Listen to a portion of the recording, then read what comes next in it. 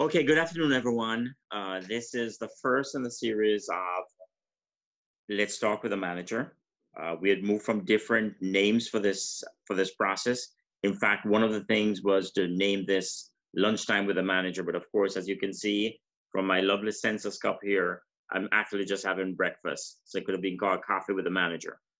This is intended to be a light forum in which we will talk a little bit about what's happening now to get familiarized with different platforms and to see going forward how it is that we communicate messages to our community. You know, I've always felt that when we can sense the pulse of our community, we're doing well because it gives us an opportunity to to reach out to our residents and to do those things that are needed for them. And this is another of such things that we plan to do.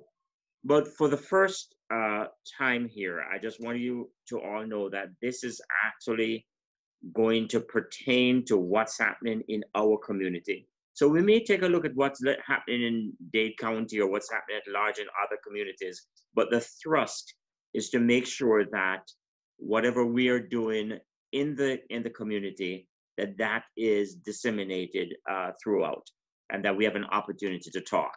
So this is what this will all be about. Um, I just wanted to say real quickly that how this has all evolved and what we have done is that we started on March 12th of 2020, and then we started with an emergency order. We had declared a state of emergency within the city of North Miami Beach. And then the following day, on March 13th, we declared a curfew. That curfew is still in effect, and the curfew is from 10 p.m. until 5 a.m. I wanted to just make everyone be aware that this is an opportunity that we have to keep folks off the streets, to make to reduce the amount of unnecessary congregating on the streets between these hours. It also helps our police department to respond to just those things that need to be responded to. And in other ways, it gets you off the street and in your homes. There's nothing punitive about this state of the curfew that we have. It allows you to still go to your jobs if you have a job that you go to at nights. Coming home from your jobs, it doesn't stop us from doing that. The things that you need to do, these are about, if there are necessary things that you need to do during this time, we're not curtailing those. We are making sure that we keep as much people off the streets as possible. That is for our safety, for your safety, for the safety of everyone. And I just wanted to reiterate that that's one of the things, the reason why we did the curfew. Another emergency order we did was a stay at home, which it has had several different versions, whether it's safer at home or safer at your house or stay at home. All we're saying is that during this time, the best place for you to be is in your home and away from this environment. So then you ask, why is it that City Hall? Why is it that we're at City Hall? We are essential services must go on, and your government cannot come to a stall. We have a responsibility to each and every one. We have a responsibility to this community. But what we have done is that we've reduced the hours that City Hall operates. In other words, we're open to the public from 9 a.m. to 4 p.m. Those are the hours within which we'll operate. We have folks who are still wanting to come in and pay their bills. We're still having people who want to come in and do their permits. And life really goes on for government. So we have to be accessible and flexible. Well, talking about flexibility, we have made a policy to have a split shift of sorts, where we've got 14 days on, 14 days off, or I should say 10 working days on and 10 working days off. I'm saying the 14 because it's bookended by 2 weekends. That 14 days, one of those time periods or numbers that you'll hear a lot, because you're saying that is a quarantine period that we should all be observing. In other words, if something were to, and of course, this changes, as well as I do, that this changes a lot. but it is being said that within 14 days, you would know whether or not you've been infected, and then the symptoms would be very obvious at that time period. So hence the reason for doing the 14 days, 14 off. And so you have employees who go home to work for that 14 days, and then you have employees who are here. We're at the first switch out. So for the last 10 working days, those employees who have been at home have now returned to the city, and those who were in the city last week are now at home. And those are the things that that we have done just to make sure that we all don't go down at one time. God forbid that even one of us should go down. But it's those measures that we're taking to make sure that there is less density at City Hall, because that's needed that way. So those are the things we've done. We've also done the short-term rental emergency order. That has been a bane of frustration for us. The rules are simple, that if you're operating a short-term rental or short-term vacation rental, that you should be registered. There's an ordinance that you should be registered through the correct entity, and that there are certain guidelines as to who can operate one, and the different what did I call them? The different laws and regulations, the rules and regulations that govern these short-term rentals. So those things are very obvious. We've got an emergency order on those things. I'm not going to delve into all of these emergency orders because we only have 30 minutes, but I want to tell you that they are online. If you need to see them, you just need to go to citynmb.com. We have sent out each of these emergency orders as press release. If you would like us to send those to you, I mean, if you don't have access to them or can't download them or anything, feel free to call us. We have a hotline number, which is 305-948-2990. The hotline is manned between 10 and 4.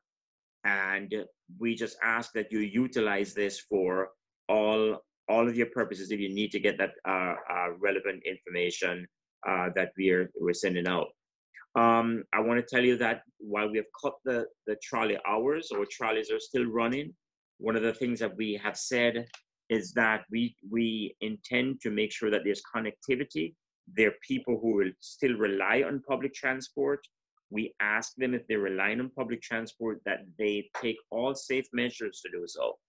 We are doing whatever we can to make sure that the trolleys are sanitized. So at the beginning of each trip and at the end of each trip, those are sanitized.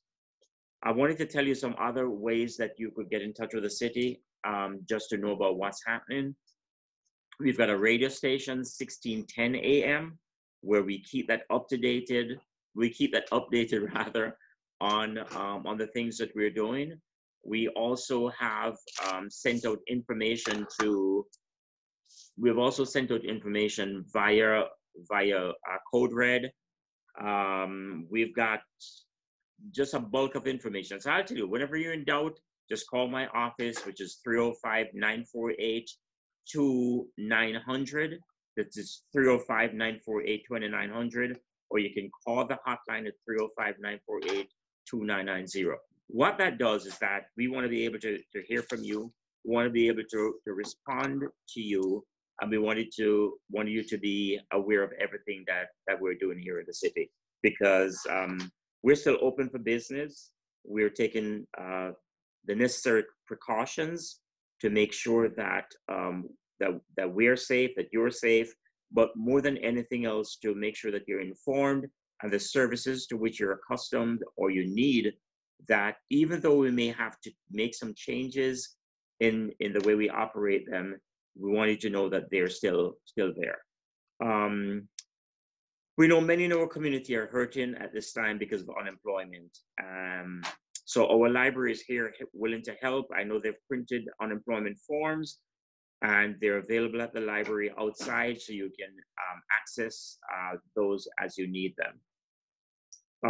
I also wanted to talk to you this time about the census, because that is real critical. Census 2020 is on. It Census Day kicked off on April 1st. We're making some inroads. Our percentage is not yet 100%, but I see it increasing every day. Census.gov is what you need to go to, and our library is playing a phenomenal role in this. Very soon you'll see the radio ads, the television ads. You'll see those things that prompt you. If you know someone and that person has not yet filled out their census, please tell them about the importance of this, because going forward, it says a lot as to the amount of dollars, federal dollars, that this city can achieve, that will be able to help our residents as we become more what you call an entitlement city, which is a city that's entitled to more of the federal spending. So it means a lot for our community. We should not be scared of whether or not it's going to be confidential or the proverbial big brother is watching you, and that you can't do that. The census is not ICE. The census is not an immigration and naturalization service. The census is here to count every single person within a community that relies on the goods and services and the offerings that city has to give. But unless we know how much, we can't really say this is what we need or what the needs are. So in a nutshell, that's it. I just wanted to say these few words. It's a short time period. Leave it open for some questions or some comments. And at this time, I'm going to ask if there are any. I'll be willing to listen to them. Thank you.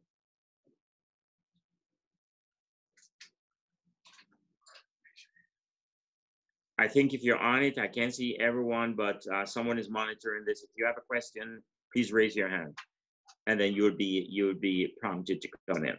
Thank you.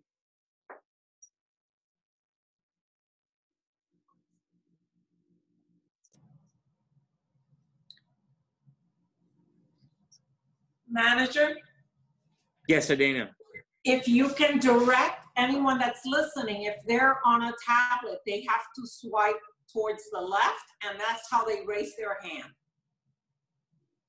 You want to repeat that again, please? If they swipe their phone or tablet screen towards the left, it will have the button to raise their hand. Okay, there you go. If you swipe your whatever phone or tablet, the phone or tablet or anything you're on, just swipe it to the left, and that's how you raise your hands. Thank you. While you do that, I just want you to know that all of the events that we have in the city, we have postponed them, at least going through June, postponed or canceled many of them. And we have closed our parks, but we're still doing some creative things in the city, and this is one of them. And we will look forward to doing much more, because we know how it can be just sitting or working from home, especially with our children. And we are Playful City USA, so we've got to find some way to be playful.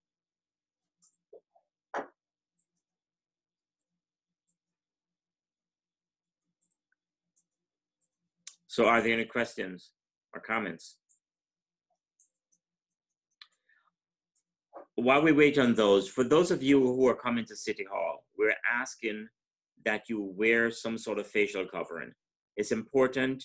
Within the city, we are wearing our facial covering.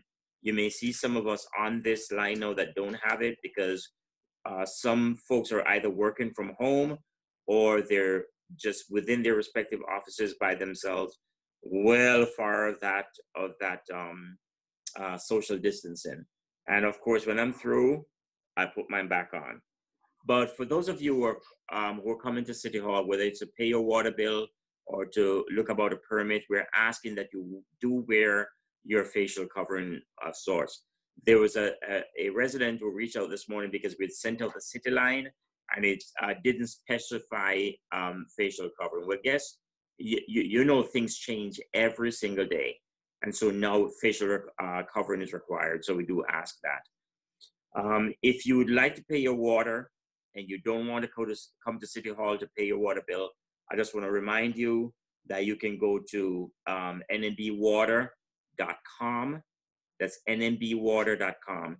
Or if you want to pay, by phone, you may do so by dialing area code 305-662-9283.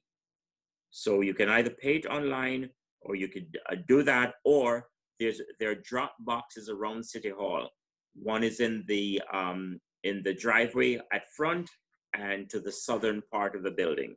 So there are opportunities to pay your water bill there.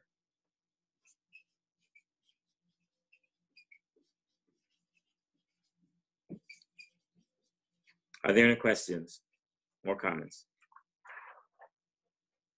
I wanted to thank, what we've been doing is that I know that there's some cities that have been going out and they've been doing food banks and food drives. We've made a concerted effort in the city that since we're asking people to stay at home and that it's safer at home, we have stressed that people, if there's a need, and we know some of the neediest within our community, either through those that we've met through different means, like the PAL program, with the police being interacting with certain residents, or also with our after-school program. We know who these people are, and so what we've been doing is that we've been doing a pattern of giving foodstuff to folks like this, and it's been successful. As you know, last week we fed over 450 people, 450 households rather, with through the efforts of Joshua's Heart. That remains a great resource to this community. And also we got a generous donation from the NFL player Jonathan Cyprian, who was able to fund some of these efforts with us. Yesterday there was a gentleman on Chef Ivan from Biscayne Commons. He's along Biscayne Boulevard. His restaurant is Ivan's Cookhouse, who reached out to us and say, hey, listen, I'd like to help out in this community. He chose to help the folks at Jackson North, because his father was in Jackson North some years ago in ICU. His dad was handled he has an appreciation for first responders. So even at the time when it's hurting, he thought it would be best. So 50 meals were delivered to Jackson, and we saw the joy and the happiness on people's faces, not having to wonder where lunch was coming from. And we're continuing to do things like this to reach out to our community. We have reached out to the Chamber of Commerce. Are there going to be opportunities there where someone may want to give to a first responder, to the elderly, or to whomever? And we're choosing to do it in that manner so people can stay in the safe confines of their home. In mentioning the elderly, I must remind you that you may have been accustomed to, or if you know someone who's accustomed to going to Meals on Wheels and relying on them for food for the elderly, please remember that now they're asking you not to go to Meals on Wheels, but instead to go to 311. So if you know an elderly and that person is desiring meals, what their plan is to do is to give them foodstuffs to last for a certain period, but you have to do that and you have to register for that through 311. I want to remind you also, because we get this a lot, and I want to remind those of you who may be listening in just to remember that there shouldn't be any congregating around pools or clubhouses or gyms in multifamily homes. That's strictly forbidden as a Miami-Dade County, and also part of our emergency order. It's safer to be at home, but it's not safer to be at home and to be congregating around pools and those general areas. So that's just a word. Continuing to ask you if you have any questions. Remember, you swipe to the left and you get an opportunity to raise your hand. That's how it's done.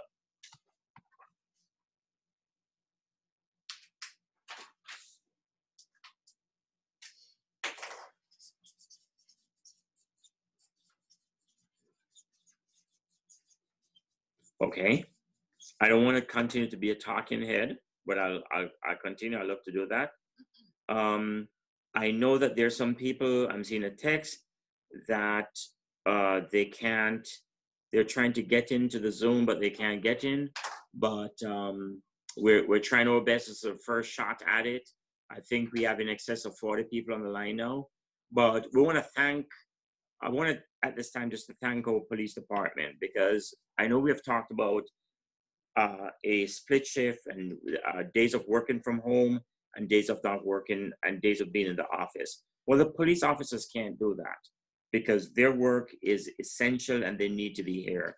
And so at this time, I just want you to know that if you're seeing one of our police officers in the neighborhood, just say thanks to them, because they're doing a lot in this unknown, trying to keep us safe. And they're doing a good job at it while thinking about what's going on at home and what may be happening with other loved ones. This is a period where I know we're going through a lot, and I just wanted to ask just to add a word of encouragement here. As a manager, I'm managing the known, but I'm also managing or trying to manage the unknown, because the unknown is not just one target that's sitting there. It's something that's moving every single day, and we have to move and be flexible with it for you in North Miami Beach. Are there any questions or comments?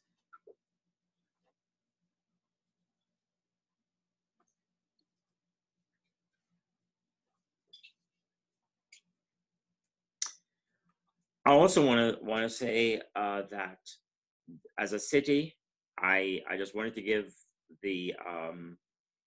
some props to the mayor and commission for looking overall at what's happening in the community and responding together as a team. I know that many of them have given personally from their own pockets to some of the needy and some of the efforts that the city has joined in. And many of them have been participating in different food drive, whether it's in the official capacity as a commissioner or a mayor within our city, but in many ways in a selfless approach that they have done just privately. And I just want to thank them. And I want to thank everybody within our community who continue to act and to give words of encouragement and to encourage everybody in this time period that we're in, and for your love of the city of North Miami Beach. I'll just say that also that I'd encourage you to stay informed by going to responsible websites and to read the information that's there. And also, I know that many of us will sit back and we'll look at the different reports that come about the different cases that we have within our community. I have done some research on it, and I've found out that, while there is no, we can't say with an exact, we can't say pointedly that these are the numbers or refute the numbers that are given. I'll just tell you that there's a certain way that the numbers are coming up. For example, if you show up somewhere and you have a driver's license and it has 33162, which is the zip code for North Miami Beach, or one of the zip codes for North Miami Beach. If you show up there and let's say live in Hollywood, but you still have a 33162 driver's license, which you shouldn't, by the way, you should update your driver's license. But if you do that, that counts toward this area. In the neighborhood where I live, the number is extremely high. And what I found out is that if you have a hospital in that area, sometimes as you come in, that number is ascribed to the hospital. So we don't know what the real numbers are. We just need to continue to take safe precautions and to follow the responsible websites like the CDC as they come out with things telling us what to do. There's not much more we can do, but I want to tell you this, as a government, we're here. I know many of you can speak to the different ways that this has affected you. I tell you, I have personally lost a friend in this, and when it comes home, it makes it more real. It humanizes this. And I'm just saying that we need to be here for each other at this time. Please, please be safe. This is a community that cares for you. And until tomorrow, I just want to say thank you for joining us on the first Let's Talk with the Manager. And I look forward to hearing people speak tomorrow, other than me. So thank you. Good afternoon, and enjoy the rest of your day. Stay safe, please. Bye-bye. Wave my hand. Bye.